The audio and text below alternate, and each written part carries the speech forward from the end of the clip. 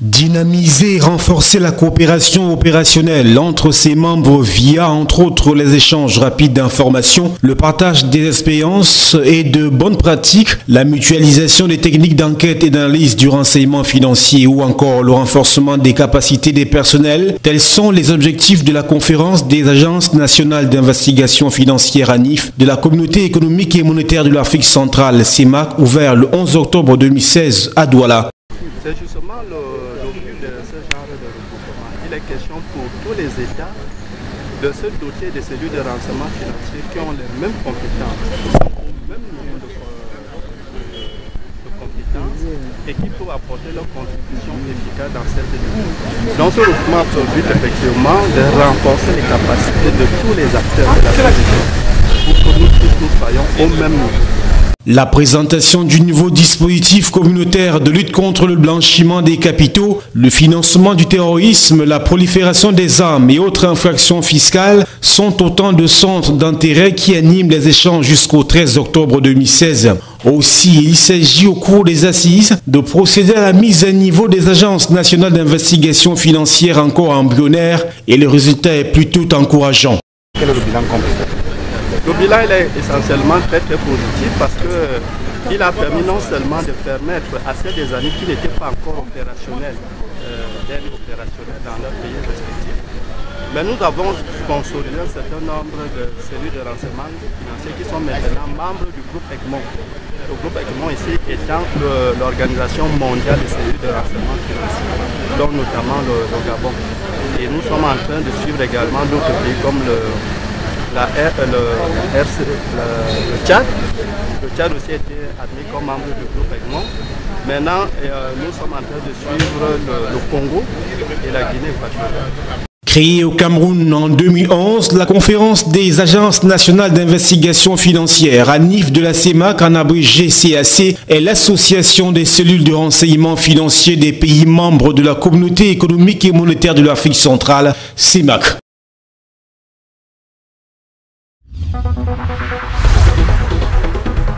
C'est la ville de Garoua qui a abrité la rencontre des magistrats municipaux des 3 régions septentrionales et leur cadre technique à l'atelier d'information et de sensibilisation des communes et la mise en œuvre de la composante 1 du programme d'appui à la sécurisation et à la gestion intégrée des ressources agro-pastorales ASIRA par le PNDP, Programme national de développement participatif. Cette composante vise à soutenir 20 communes à se doter d'un plan de zonage ou d'utilisation des terres au niveau communal et villageois dans l'optique de contribuer à la réduction de la pauvreté et des conflits agro-silvo-pastoraux. Un atelier qui présente des objectifs spécifiques. Le programme national de développement participatif a la responsabilité de mettre la composante 1 qui a pour objet de mettre en place à l'échelle des communes des cadres de concertation entre les différents utilisateurs de l'espace, de manière à arriver à un plan de zonage qui soit consensuel, qui soit respecté pour réduire les conflits agro-silvo-pastoraux. Pour les 20 communes, 4 sont déjà partenaires d'Azirap. Il s'agit de la commune de Pitoa, de Gashiga, de Touroa dans la Benoué et la commune de Mindif dans le Mayokani qui sont les communes pilotes.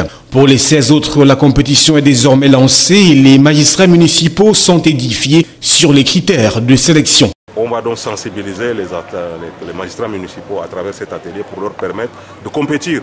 Parce qu'il y a 62 communes potentielles qui peuvent bénéficier des appuis du programme AGIRAP, mais il est question de ne travailler que dans 20. Et pour éviter des polémiques du genre on a choisi tel parce qu'il y a des relations ou des relations de copinage, il y aura un processus vraiment compétitif avec des critères qui vont être présentés aux magistrats municipaux qui leur permettront d'apporter leur candidature qui va être évaluée à travers une commission ad hoc sur la base de critères qui vont permettre de faire cette sélection de façon transparente. Ces opérations sont mises en œuvre dans les zones d'intervention des 3 régions qui couvrent un peu plus de 30% du territoire national et les activités agro-silvo-pastorales occupent plus de 75% de la population.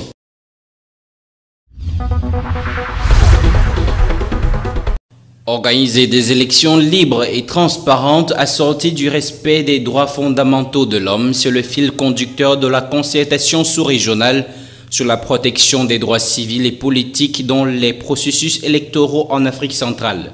L'atelier qui s'est ouvert à Douala ce 11 octobre 2016 est organisé par le Centre pour les droits de l'homme et de la démocratie en Afrique centrale avec l'appui du Haut Commissariat des droits de l'homme dans la sous-région. En effet, les défis que pose la protection des droits civils et politiques dans les processus électoraux sont majeurs. Les droits de l'homme, tels que la liberté de manifestation, la liberté d'expression, la liberté de rassemblement, sont généralement bafoués par la plupart des États d'Afrique lors des élections. Bon, nous avons constaté qu'en Afrique centrale, quand il s'agit d'élections, on a souvent des violences. Nous enregistrons des violations des droits de l'homme, des droits civils et politiques, droit à la vie, droit à l'intégrité physique, liberté de mouvement, liberté d'expression, etc. Donc, violation des droits de l'homme et violence.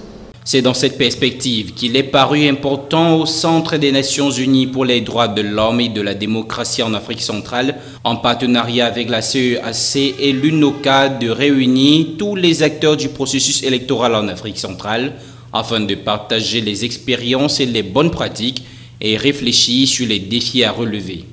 Le principal résultat attendu au cours de cette concertation est de parvenir à adopter une feuille de route permettant aux acteurs du processus électoral de définir des actions concrètes pour faire des élections en Afrique respectueuses de la démocratie dans le respect bien compris des libertés fondamentales, des droits civils et politiques de tous les citoyens. Ont pris part à l'ouverture de cette concertation les responsables du bureau sous-régional des droits de l'homme en Afrique centrale, le ministère camerounais des Relations extérieures.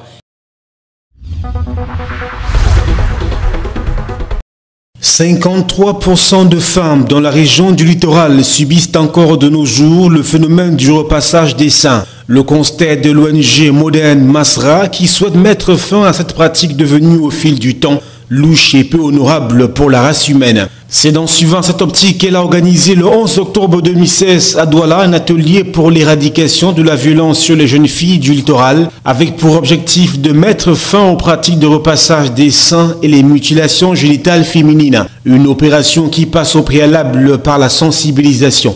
Il faut d'abord sensibiliser les gens qui sachent parce qu'il y a beaucoup de gens qui vivent d'abord dans l'ignorance. Ils commettent ces pratiques-là en sachant que c'est peut-être de bonnes choses pour les femmes. Tant qu'ils sont en train de violer les droits. Bon, il faut d'abord les sensibiliser.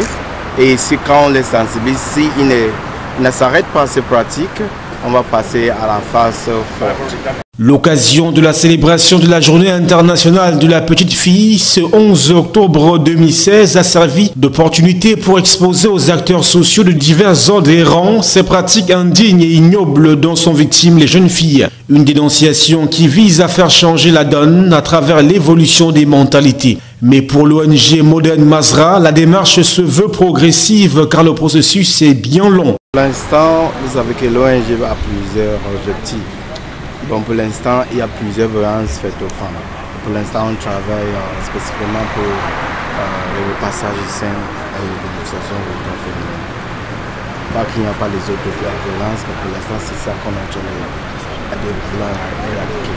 Le ton est donc donné à chacun de sortir du débat pour entrer dans le combat, celui de l'éradication de la violence sur les jeunes filles, un combat plutôt noble.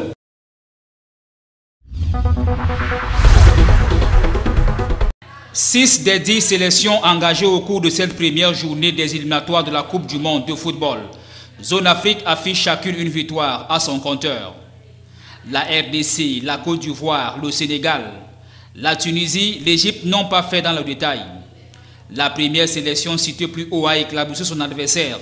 La Libye sur le score de 4-0, provoquant au passage le limogeage du sélectionneur libyen, l'Espagnol et ex-entraîneur des Lions indomptables du Cameroun, Javier Clemente. Le deuxième plus lourd score enregistré est celui de la Côte d'Ivoire, 3-1 devant le Mali. Le Sénégal et le Nigeria n'ont pas tremblé devant la Zambie et le Cap-Vert.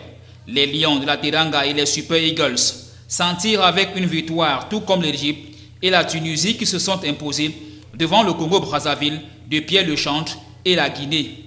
Dans la foulée des scores de parité, Ghana contre Ouganda, Gabon, Maroc, Burkina Faso contre Afrique du Sud et enfin Algérie, Cameroun. La deuxième journée se dispute au mois de novembre prochain. Les Lions indomptables du Cameroun dans la poule B reçoivent la Zambie et le leader de ce groupe, le Nigeria, accueille l'Algérie pour le choc de la journée.